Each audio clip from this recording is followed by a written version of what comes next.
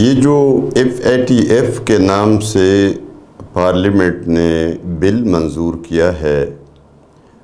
عمومی طور پر لوگ جو اس کی تشریح کر رہے ہیں وہ صرف یہ بات کہہ رہے ہیں کہ یہ منی لانڈرنگ کے روک تھام کے لیے ہے اور دہشت گردی کے روک تھام کے لیے ہے، جس سے ظاہر بات ہے کوئی بھی اختلاف نہیں کر سکتا۔ منی لانڈرنگ یعنی غیر قانونی طور پر رقومات کی منتقلی پاکستان کے اندر یا پاکستان سے باہر، تو ظاہر بات ہے اس کی تو کوئی بھی مخالفت نہیں کر سکتا۔ ٹھیک ہے، رکنا چاہیے منی لانڈرنگ کا سلسلہ، دہشت گردی بھی رکنی چاہیے، لیکن یہ ایک حقیقت میں آج آپ کو بتا رہا ہوں کہ بہت کم لوگوں کو یہ علم ہے کہ منی لانڈرنگ اور دہشت گردی کے آڑ میں جو کام کیا گیا ہے اور جو ایسا اقدام کیا گیا ہے کہ ملک کے اندر آپ حیران ہو جائیں گے کہ کس طریقے سے بین الاقوامی قوتوں کے اور بین الاقوامی جو ادارے ہیں ان کے اشاروں پر ہمارے ملک کے اندر پوری دینی قوتوں، مدارس اور مساجد اور علماء پر ہاتھ ڈالا گیا ہے، اور یہ ممکن بنایا گیا ہے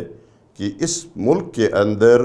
کسی بھی مسجد، کسی بھی مدرسہ، کسی بھی عالم دین، کسی بھی خطیب، کسی بھی مدرس کے خلاف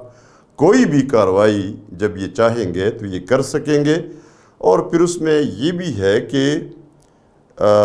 اس ملک کے اندر کوئی بھی شہری جس کا مطالبہ بین الاقوامی ممالک میں سے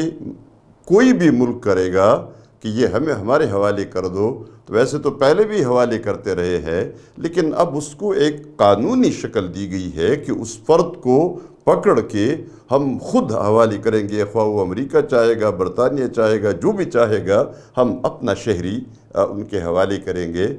اسی ایک شق سے ہمارے تمام شہری، ہمارے ملک کے مرد، خواتین سب غیر محفوظ ہو گئے ہیں، اور یہ بل ہم نے خود منظور کیا ہے، یہ ہم خود کہہ رہے ہیں کہ ہم سب کچھ دینے کے لیے تیار ہے۔ لیکن اس کا جو خطرناک پہلو ہے، یہ بل FATF جو فائنینشل ایکشن ٹاسک فورس کے نام سے ایک بین الاقوامی ادارے کے کہنے پر اس کو منظور کیا گیا ہے، اور اس میں یہ شرم کی بات ہے کہ یہ باقاعدہ لکھا گیا ہے کہ یہ FATF کے کہنے پر ہم یہ منظور کر رہے ہیں، ان کے حکم پر ہم یہ کام کر رہے ہیں۔ لیکن یہ بل اب آپ دیکھیں 3 شقوں پر یہ مشتمل ہے۔ سب سے پہلے منی لانڈرنگ ہے، اینٹی منی لانڈرنگ۔ دوسری جو چیز ہے وہ دہشت گردی کے خلاف اقدامات ہے،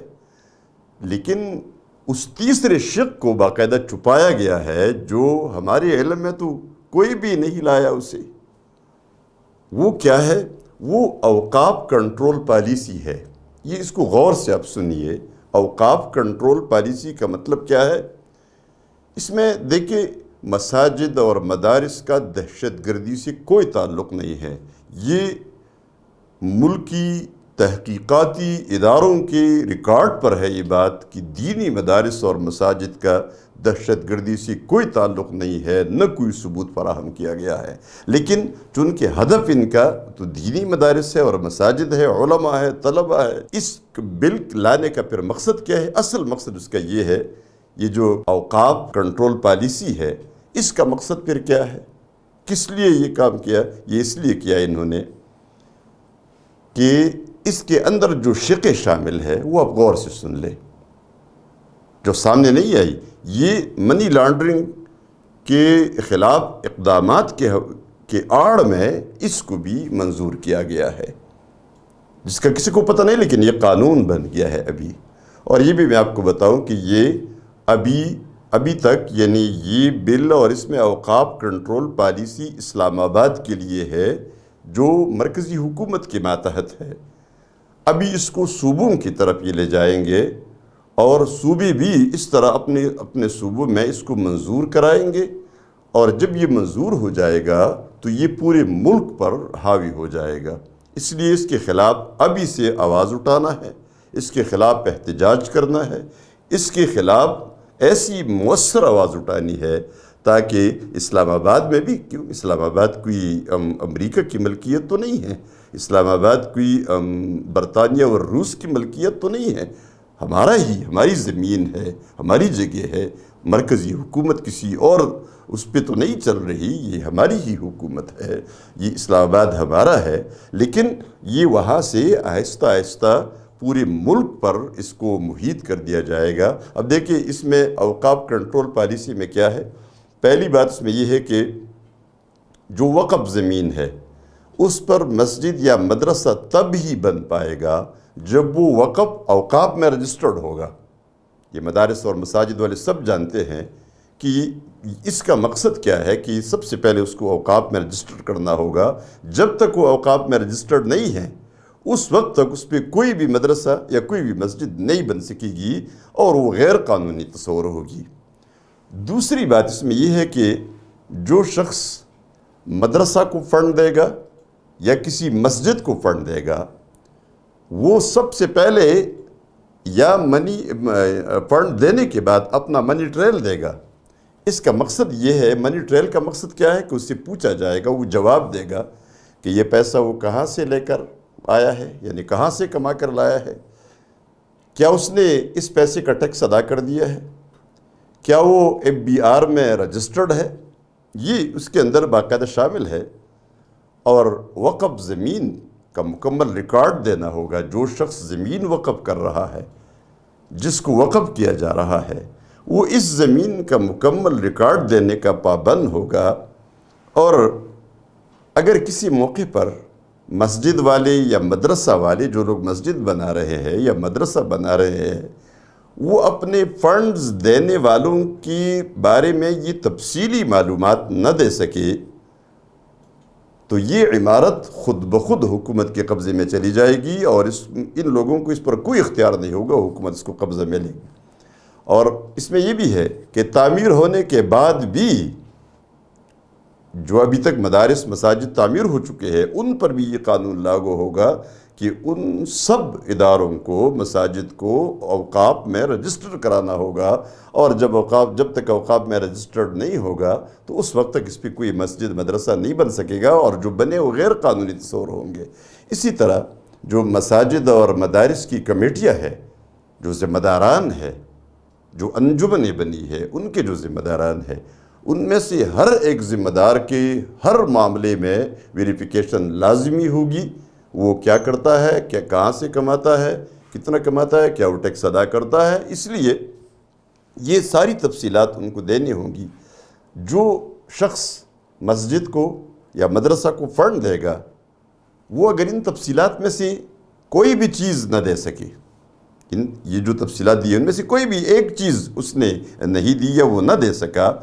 تو بغیر کسی وارننگ کے، بغیر کسی پیشگی اطلاع کی، بغیر کسی وارنٹی گرفتاری کی اس کو اٹھایا جائے گا، یعنی گرفتار نہیں کیا، اس کو اٹھایا جائے گا اور وہ 6 مہینے تک ان کی کسٹڈی میں رہے گا اور وہ بالکل غائب تصور ہوگا۔ اس بارے میں نہ عدالت مداخلت کر سکتی ہے اور نہ اس میں ضمانت ہو سکتی ہے۔ اور پھر اس میں یہ بھی ہے کہ جو شخص، جو خطیب، جو مقرر ایسی کوئی بات کہے گا جو حکومت مخالف بات ہوگی تو اس کو 6 مہینے کے لیے اسی طرح اٹھایا جائے گا، یعنی اس پر یہ لاگو ہوگا۔ اب دیکھیں یہ بل منظور ہو گیا ہے، اب اگر یہ بل اسی طرح امپلیمنٹ ہوتا ہے تو اس کا نتیجہ کیا ہے، مقصد ان کا کیا ہے؟ یہ سارا اس لیے ہے تاکہ کوئی بھی مسجد کو زمین نہ دے سکے، کوئی مدرسہ کے لیے زمین نہ دے سکے۔ یہ جتنی مدارس ملک میں بنے ہیں، جتنی مساجد بنی ہیں، اب مجھے بتائیے کہ حکومت نے اپنے سالانہ بجٹ میں کسی ایک مسجد کا بجٹ بنایا ہو کہ ہم ایک مسجد بنائیں گے؟ کوئی مسجد، کوئی مدرسہ نہیں۔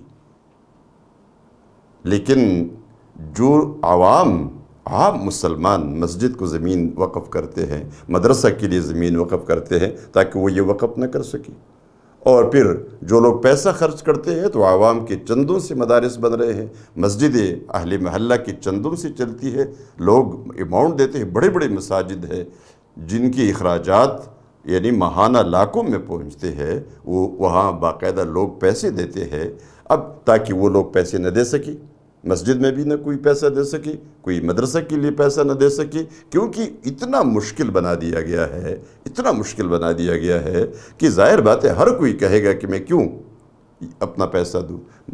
ایسے نیک لوگ بھی شامل ہیں مساجد اور مدارس کے لیے کہ وہ اپنا نام بتائے بغیر آ کر مسجد کے بکس میں چندہ ڈال دیتے ہیں، ہزاروں روپے ڈال دیتے ہیں، لاکھوں روپے ڈال دیتے ہیں، اور وہ اس لیے نہیں کہ وہ اپنا پیسہ چھپاتے ہیں، وہ اس لیے کرتے ہیں کہ ان کا کوئی نام نہ آئے، وہ کوئی ریاکاری نہ ہو، کوئی دکھاوا نہ ہو، اور ان کے پیسے مسجد میں چلے جائے۔ مدرسوں میں لوگ پیسے لاتے ہیں، لاکھوں روپے مدرسوں میں دیتے ہیں، لیکن وہ کہتے ہیں ہمارا کوئی نام یہاں نہیں آنا چاہیے، کسی کو پتہ نہ ہو کہ میں نے پیسہ دیا ہے۔ وہ لوگ جو باقاعدہ ٹیکس ادا کرتے ہیں، وہ لوگ جو باقاعدہ اپنا پورا منی ٹریل دے سکتے ہیں، وہ بھی مدرسوں کو اس طرح پیسہ دیتے ہیں کہ ان کا نام نہ آئے۔ تو اگر ان کی پیچھے لگا جائے اس طرح، اور یہ جو بل منظور ہو گیا ہے، یہ اگر اس پر عمل کرنا شروع ہو جائے تو یہ بہت بڑا مسئلہ مدارس کے لیے اور مساجد کے لیے بنے گا۔ اس لیے تمام مدارس اور مساجد نے اس پر آواز اٹھانی ہے، اور اسلام آباد میں بھی یہ نہیں ہونا چاہیے۔ اسلام آباد میں جو مدارس ہے، جو مساجد ہے، ان پہ یہ کیا کوئی غیر مسلم علاقہ ہے؟ یہ کوئی روس کا علاقہ ہے، کوئی امریکہ کا علاقہ ہے؟ یہ اس ملک کا حصہ ہے، لیکن اس کو آہستہ آہستہ انہوں نے پورے ملک میں اس کو قانون کو پھیلانا ہے۔ اس لیے ہم نے کبھی بھی اس کو ماننا نہیں ہے، اور یہ حکمرانوں کو بھی یہ معلوم ہونا چاہیے کہ یہ ملک مسلمانوں کا ملک ہے، یہ محمد صلی اللہ علیہ وسلم کی امتیوں کا ملک ہے، یہ مارکس اور لینن اور ستالن کی امتیوں کا ملک نہیں ہے، یہ امریکہ کی زمین نہیں ہے۔ اس کے لیے لاکھوں مسلمانوں نے اپنے خون کا نذرانہ دے کر اس ملک کو حاصل کیا ہے۔ اس میں لا الہ الا اللہ کے نظام کے سوا کوئی نظام نہیں چل سکتا۔ یہ مدارس اور یہ مساجد چلیں گے، یہ علماء ہوں گے، اور آپ کو معلوم ہونا چاہیے کہ آپ ان مدارس اور ان مساجد اور ان علماء اور طلباء کے بغیر کوئی بھی حرکت اس ملک کے اندر نہیں کر سکتے۔ یہ آپ بانگی دھول سن لے، اچھی طرح سن لے، اور اس پہ غور کرے اور اس پہ سوچے کہ اگر اس ملک کی امن و امان کو آپ کا مقصود اور مطلوب ہے، اس ملک کے اندر کوئی افراتفری اور فساد نہیں چاہیے آپ کو، تو آپ کو مساجد اور مدارس کے خلاف کوئی ایکشن نہیں لینی ہے، ورنہ یہ ملک پھر اس طرح نہیں رہے گا۔ لا الہ الا اللہ، لا الہ الا اللہ، لا الہ